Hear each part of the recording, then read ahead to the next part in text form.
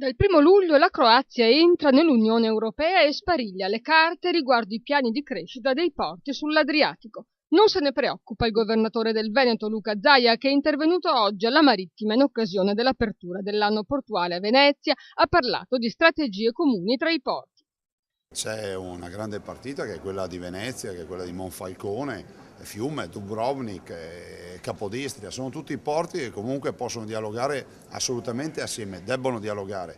Dall'altro io come Presidente dell'Euroregio Senza Confini vi ricordo che abbiamo investito e stiamo ottenendo cantieri per quel che è il corridoio Baltico-Adriatico, vuol dire 5 giorni in meno di navigazione delle navi che inevitabilmente arrivando da Suez in Mediterraneo dovrebbero uscire da Gibilterra per andare nel Mare del Nord. C'è però una preoccupazione che affligge Luca Zaia a proposito dell'ingresso della Croazia e riguarda le spiagge venete e la concorrenza che potrebbe nascere tra i lavoratori locali e transfrontalieri. E a questo proposito Luca Zaia chiede un intervento del governo Letta.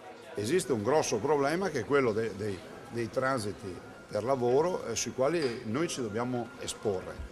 Non capisco per quale motivo il primo ministro Letta non prende in mano la situazione. Ho visto un provvedimento del sottosegretario che parla di moratoria rispetto alle occupazioni stabili, ma lascia aperto il varco per le stagionalità. Cioè, dire a uno di Parenzo vai a farti la stagione o di Zagabria a farti la stagione a Jesolo o a Caorle o al Cavallino da qualche parte e ti fai un po' di mesi, magari ti prendi anche la disoccupazione, direi che non va bene.